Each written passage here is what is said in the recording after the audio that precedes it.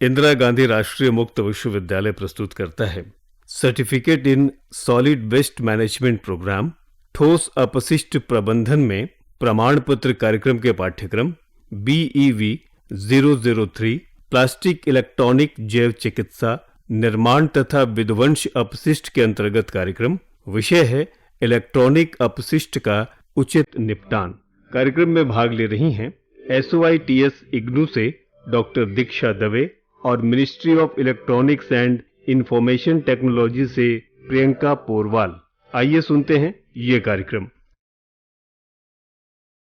Electric व electronic वस्तुओं से निकलने वाले अपशिष्ट को ई वेस्ट या इलेक्ट्रॉनिक कचरा कहते हैं। हम अपने घरों में, कार्यालयों में, बैंकों में हर जगह इलेक्ट्रॉनिक वस्तुओं का उपयोग होते हुए देखते हैं। बेकार हो चुके mobile, TV, laptop, charger, tablet ये सभी इलेक्ट्रॉनिक वेस्ट की कैटेगरी में आते हैं। ई वेस्ट के बारे में और अधिक जानकारी प्राप्त करने के लिए हमारे साथ हैं प्रियंका पोरवाल, जो ministry of electronics and information technology में ई वेस्ट प्रोजेक्ट मैनेजमेंट यूनिट में कार्यरत हैं। स्वागत है प्रियंका जी आपका।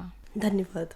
क्या कारण है कि इलेक्ट्रॉनिक वेस्ट या इस अपशिष्ट की मात्रा बढ़ती जा रही है? आपने बिल्कुल सही कहा। देश में आजकल काफ़ी ज़्यादा ई वेस्ट की मात्रा बढ़ गई है। अगर हम देखें, हमारे ही देश में लगभग 2 मिलियन टन प्रति वर्ष ई वेस्ट का जनरेशन होता है और इसमें से केवल 4 लाख टन प्रति वर्ष ई वेस्ट का निस्तारण हो पाता है। ई वेस्ट का उत्पादन देश में काफ़ी कुछ बढ़ गया है क्योंकि मार्केट में रोज़ नए नए उपकरणों के आने से और उनका जल्दी से ऑब्सोलीट होने पर इसका एक कारण है। इसके अलावा हमारे देश की इकोनॉमी भी बढ़ गई है, कंज्यूमरिज्म बढ़ गया है, लोग ज़्यादा ई वेस्ट गैजेट्स को यूज़ करते हैं, नए नए प्रोडक्ट आ गए हैं मार्केट में जिसने हमारी लाइफ को बहुत ही ईजी बना दिया है। इस वजह से भी लोग हमारे देश में ई वेस्ट का उत्पादन ज़्यादा हो रहा है।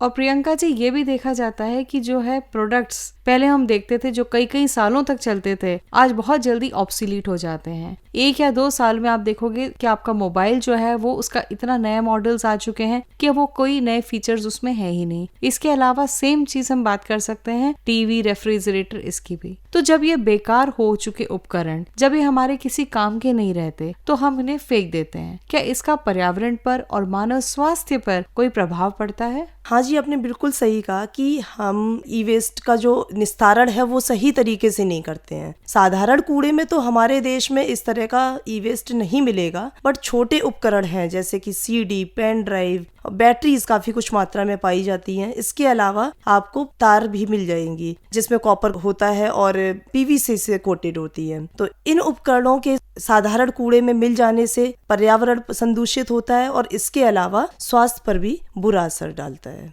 मैडम, PVC के बारे में आपने बताया, हमारे सुनने वालों को ये बताइए कि PVC क्या है? PVC एक तरह का मटेरियल होता है जो पॉलीविनाइल क्लोराइड के नाम से जाना जाता है और ये एक इंसुलेटर के रूप में कार्य करता है। अगर हम किसी भी मेटल के ऊपर उसकी कोटिंग कर देते हैं तो वो जो भी वैद्युत करंट है उसको रोकने से बचाता है। इसके अलावा जिस तरह से इसका एक लाभ भी है कि हम इंसुलेशन में यूज करते हैं, अगर इसका सही तरह से निस्तारण ना किया जाए तो वह पर्यावरण को काफी कुछ मात्रा में संदूषित करता है, क्योंकि इसके जलाने से या इस तरह से इसके सही निस्तारण ना करने से जो विषैली गैसें उत्पादित होती हैं जैसे डाइऑक्सिन, बेरिलियम, कैडमियम, मरकरी, इस तरह के हानिकारक तत्व भी वातावरण में उत्सर्जित हो जाते हैं। हम अपने आसपास देखते हैं कि बहुत ज़्यादा कैंसर के केसेस बढ़ गए हैं, बहुत ज़्यादा बर्थ डिफेक्ट्स हो रहे हैं, न्यूरोलॉजिकल डिजीजेस के केसेस बहुत ज़्यादा देखने को मिलते हैं। क्या हम कह सकते हैं कि इलेक्ट्रॉनिक वेस्ट के इम्प्रॉपर डिस्पोजल की वजह से ये सब हो रहा है? क्या ये हमारे सॉइल को, पानी को भी दूषित करते हैं? हाँ जी, आपने बिल्कुल सही कहा। इसका देखा जाए तो स्टडीज में डायरेक्ट इम्पैक्ट अभी हमारे देश में दिखा नहीं है, लेकिन काफी साल पहले एक स्टडी की गई थी दिल्ली में जिसमें ये पाया गया कि जहाँ पर इस तरह की प्रक्रियाएं होती हैं, सही तरह से उपकरणों का निस्तारण नहीं होता है, तो वहाँ पर इन केमिकल्स के रिलीज होने से, डाइऑक्सिन के जाने से और कैडमियम के जाने से, मरकरी के जाने से ग्राउंड वाटर पॉल्यूट होता है, क्योंकि ये सॉइल में मिक्स होके लीचेट होकर पानी में पहुंच जाता है। इसके अलावा अगर ये एसिड के थ्रू या फिर बर्निंग के थ्रू वातावरण में उत्सर्जित हो जाती हैं, जो विषैली गैसें होती हैं, तो ये हमारे स्वास्थ्य पर बहुत बुरा असर डालती हैं और इससे कई तरह की गंभीर बीमारियां जैसे श्वसन संबंधी बीमारियां, प्रजनन संबंधी बीमारियां, इवन कैंसर के भी कुछ एग्जाम्पल्स देखे गए हैं। प्रियंका जी ये बताइए, ये जो इलेक्ट्रॉनिक इक्विपमेंट्स होते हैं उनमें बहुत सारे मेटल्स पाए जाते हैं। हमारे सुनने वाले ये जरूर जानना चाहेंगे कि किस प्रकार का कंपोजिशन इलेक्ट्रॉनिक इक्विपमेंट्स का होता है। इलेक्ट्रॉनिक उपकरणों की अगर हम संरचना की बात करें तो इसमें 50% तक तो प्लास्टिक होता है, बाकी में फेरस मेटल्स होती हैं और कुछ नॉन फेरस मेटल्स होती हैं और कुछ टॉक्सिक केमिकल्स भी होते हैं। फेरस मेटल्स जो होती है उसका तो हम उपयोग कर लेते हैं, लेकिन टॉक्सिक केमिकल्स का जो होता है उसका सही तरीके से निस्तारण नहीं कर पाते हैं। इसके अलावा इसमें बहुत सारी वैल्यूएबल मेटल्स भी होती हैं जैसे कि gold, silver, palladium, platinum, copper और काफी सारी रेयर अर्थ भी होती हैं जो पृथ्वी पर आज की तिथि में तो मौजूद हैं, बट निकट भविष्य में उनकी मौजूदगी बहुत ही कठिन होगी।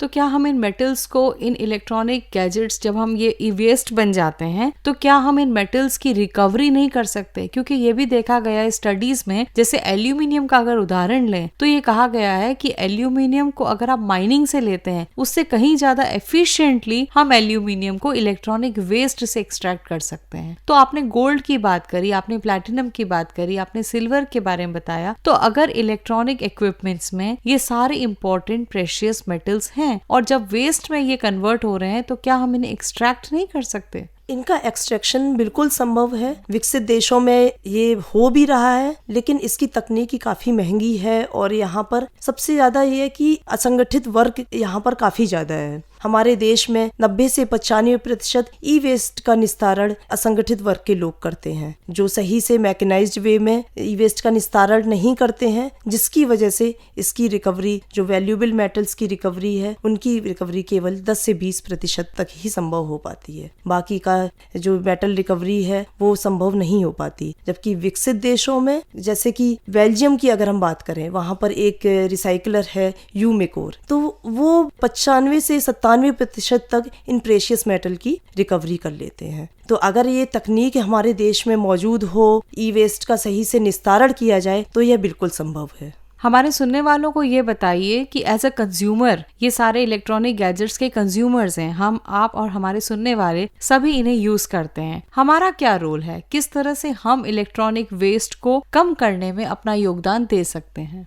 इलेक्ट्रॉनिक वेस्ट के निस्तारण के लिए, इसके सही से मैनेजमेंट के लिए सरकार ने भी कुछ कदम उठाए हैं। उन्होंने प्रबंधन अधिनियम 2016 को पारित किया है और इसके अंतर्गत 2 कैटेगरी में कंज्यूमर्स को डिफाइन किया है। एक तो होते हैं इंडिविजुअल कंज्यूमर और दूसरी कैटेगरी में होते हैं बल्क कंज्यूमर। बल्क कंज्यूमर्स में दफ्तर, school, college, bank, public sector unit आदि आते हैं जो काफी मात्रा में ई उपकरणों को उपयोग करते हैं, और इंडिविजुअल कैटेगरी में घरों में उपयोग करने वाले लोग आते हैं। तो हमारी ई वेस्ट के निस्तारण के लिए हमारी भी एक जिम्मेदारी बनती है एज अ इंडिविजुअल कंज्यूमर। हमें भी चाहिए कि ई वेस्ट का निस्तारण सही ढंग से हो। हमें ई वेस्ट को कबाड़ी वाले को ना देकर एक ऑथराइज्ड रिसाइकलर को देना चाहिए। जो कलेक्शन सेंटर देश में है, अभी तो ज्यादा नहीं है, लेकिन जितने भी हैं, डीलर्स के यहाँ भी कलेक्शन सेंटर्स हैं कहीं पर, और इसके अलावा ई वेस्ट एक्सचेंज स्कीम्स भी प्रोड्यूसर के द्वारा चलाई जाती है, तो हम उनको दे सकते हैं। हम उनसे बात कर सकते हैं कि आज हमने ये ई उपकरण खरीदा है, तो 5 साल बाद या 7 साल बाद हमें किस तरह से निस्तारित करना है, क्या हम आपको वापस कर सकते हैं। तो इस तरह की स्कीम्स में हम भागीदारी लेकर इसका सही से निस्तारण कर सकते हैं। बहुत सारी कंपनीज की ये पॉलिसी है कि वो जो उपकरण आप उनसे खरीदते हो तो टेक बैक स्कीम के अंतर्गत जब वो खराब हो जाता है तो वो आपसे ले लेते हैं, या फिर आपको कुछ जो डिस्काउंट है वो भी प्रोवाइड किया जाता है। तो ये सारी चीजें, हालांकि इनके बारे में बहुत ज्यादा जानकारी अभी नहीं है, लेकिन लोगों को जागरूक करने की बहुत आवश्यकता है। इसी तरह से जो कंपनीज हैं वो कोई भी प्रोडक्ट अगर बना रही हैं तो EPR के अंतर्गत उनकी रिस्पॉन्सिबिलिटी है कि न केवल प्रोडक्ट बेचने तक, बल्कि जब तक कि प्रोडक्ट का लाइफ साइकिल खत्म नहीं होता तब तक की उनकी रिस्पॉन्सिबिलिटी है कि वो प्रॉपर निस्तारण में अपना योगदान दें। क्या प्रियंका जी सरकार द्वारा भी कोई कदम इस ओर उठाए गए हैं? हाँ जी,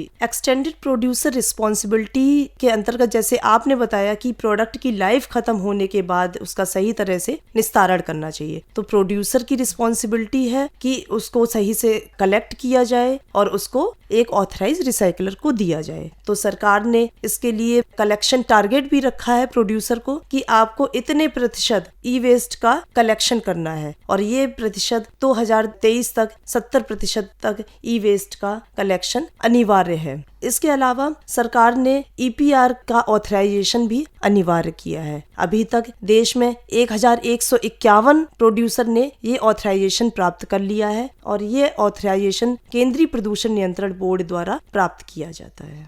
इंडिविजुअल कंज्यूमर होने के नाते हमारी भी एक जिम्मेदारी बनती है कि हमें किस तरह से इलेक्ट्रॉनिक उपकरणों को यूज करना है और उसका निस्तारण करना है। इलेक्ट्रॉनिक उपकरणों का यूज करने के लिए हमें जरूरी नहीं है कि हम उपकरणों को बार बार खरीदें, हम अपने उपकरण को अपग्रेड करा सकते हैं या उनके खराब होने पर रिपेयर भी करा सकते हैं। इसके अलावा अगर हमें इन उपकरणों का यूज नहीं करना है तो हम किसी को डोनेट भी कर सकते हैं। काफी सारी संस्थाएं भी मौजूद हैं जो पुराने सेकेंड हैंड इक्विपमेंट को रिपेयर करके और वो आगे उसका उपयोग कर लेती हैं। तो इस तरह की कुछ प्रतिक्रियाओं से हम इसको ई वेस्ट को रिड्यूस कर सकते हैं। हाँ प्रियंका जी, इसका मतलब ये है कि हमारे एटीट्यूड में चेंज होना बहुत ज़रूरी है। जो कंज्यूमरिस्टिक कल्चर है आजकल की, हर घर में हम देखते हैं कि 2-3 टीवी होना आम बात है। मोबाइल के नए नए फीचर्स वाला, जब तक आपके पास लेटेस्ट गैजेट वाला फ़ोन ना हो, तो ये सब चीज़ें अल्टीमेटली हम बहुत कम ये सोच पाते हैं कि आज जो वस्तु हम खरीद रहे हैं, जब उसका उपयोग हम 1 या 2 सालों तक करके उसका क्या फेट होने वाला है और उसको बनाने में कितने रिसोर्सेज लगते हैं। जब आप उसको डिस्पोज कर देते हैं, चाहे आप कबाड़ी वाले को चाहे आप कूड़े में दें या चाहे आप रिसाइकलर को दें, किसी को भी जब आप उसको दे रहे हैं तो उसमें कितना एनर्जी इनपुट और रिसोर्सेज लगते हैं जो कि आप पॉजिटिव तरीके से किसी और चीज में यूज कर सकते हैं। ये सब सोचना बहुत जरूरी है। तो एक हम जो लीनियर इकोनॉमी की बात करते हैं, उससे बढ़कर अब हमें एक सर्कुलर इकोनॉमी के बारे में सोचना होगा कि जैसे जिस तरह से एक एंड प्रोडक्ट जब तक आता है till that time it can be used, उस तरह से सोचकर ही हम इलेक्ट्रॉनिक वेस्ट की मात्रा को कम कर सकते हैं और उसका उचित निपटान भी किया जा सकता है। प्रियंका जी, आपने बहुत महत्व बताया कि इलेक्ट्रॉनिक वेस्ट का उचित निपटान क्यों आवश्यक है, लेकिन ये बताइए कि क्या चैलेंजेस हैं हमारे देश में, हम क्यों उचित निपटान नहीं कर पा रहे हैं? हम जो बात कर रहे थे कि पर्यावरण प्रदूषित होता है, इसके अलावा सोशल भी चैलेंज है कि जो असंगठित वर्ग है वो काफी टाइम से इस पे एंगेज है और हम उनको हटा नहीं सकते। तो ये भी एक चैलेंज है। उनको हम फॉर्मलाइज कर सकते हैं, एक तरीका निकाल सकते हैं, बट हम उनको हटा नहीं सकते। तीसरा ये चैलेंज है कि हमारे देश में अभी इंफ्रास्ट्रक्चर की भी कमी है, तकनीकी की भी कमी है। इंफ्रास्ट्रक्चर नहीं है। जो हमारे देश में ई वेस्ट जो जनरेट हो रहा है वो लगभग 20 लाख टन है, जबकि हमारे देश में जो रिसाइकलिंग मैकेनिज्म है, जो रिसाइकलर्स अवेलेबल है, वो केवल 0.5 मिलियन टन को ही रिसाइकिल कर सकते हैं। तो इंफ्रास्ट्रक्चर की तो कमी है ही। दूसरा ये है कि जो इंफ्रास्ट्रक्चर अवेलेबल भी है, जो रिसाइकलर मौजूद हैं हमारे देश में, उनको भी as a raw material e waste उपलब्ध नहीं हो पा रहा है, क्योंकि जो भी 90 से 95% ई वेस्ट है वो इनफॉर्मल सेक्टर के पास जा रहा है। तो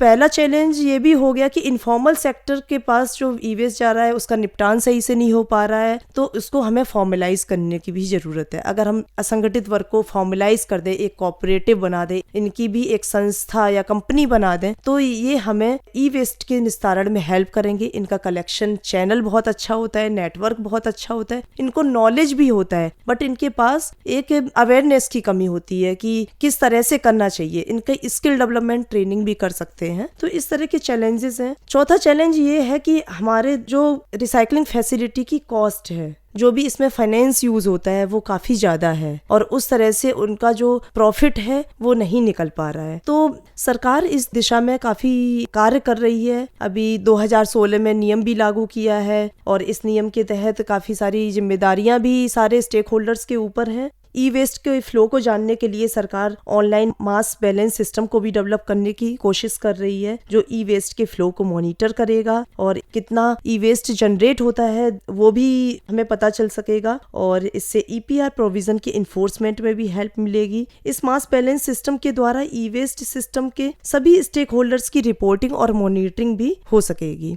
इसके अलावा हमारे देश में अभी ई वेस्ट कितना उत्पादित होता है वो सही से कोई भी आंकड़े मौजूद नहीं है। ये सारा कुछ अजम्पशन पे है कि इतने मिलियन टन उत्पन्न होता है, इतना ही निस्तारण होता है। तो सरकार इस दिशा में भी कार्य कर रही है। नेशनल इन्वेंट्री को डेवलप करने के लिए केंद्रीय प्रदूषण नियंत्रण board, ministry of electronics and information technology, ministry of environment, forest and climate change, ये सभी मिलकर नेशनल इन्वेंट्री को डेवलप करने की दिशा में एक मेथोडोलॉजी पर कार्य कर रहे हैं। हो सकता है निकट भविष्य में हमें ये आंकड़े पता चल पाएंगे कि हमारे देश में कितना इलेक्ट्रॉनिक उपकरण मार्केट में बिकता है और कितना हम ई वेस्ट को उत्पादित करते हैं। धन्यवाद प्रियंका जी, आपने बहुत ही अच्छी जानकारी इलेक्ट्रॉनिक वेस्ट और इलेक्ट्रॉनिक उपकरणों के बारे में हमारे सुनने वालों को दी। आपका बहुत बहुत धन्यवाद। अभी आप सुन रहे थे कार्यक्रम इलेक्ट्रॉनिक अपशिष्ट का उचित निपटान। कार्यक्रम certificate in solid waste management programme से संबंधित था। कार्यक्रम में भाग ले रही थीं SOITS इग्नू से डॉक्टर दीक्षा दवे और ministry of electronics and information technology से प्रियंका पोरवाल। कार्यक्रम समन्वयक थीं डॉक्टर दीक्षा दवे, SOITS इग्नू। कार्यक्रम में तकनीकी सहयोग अर्चना कुमारी का, संपादन किया सदन लाल ने और कार्यक्रम की प्रस्तुतकर्ता थीं रीना बोरो। ये कार्यक्रम इंदिरा गांधी राष्ट्रीय मुक्त विश्वविद्यालय के संचार केंद्र द्वारा तैयार किया गया।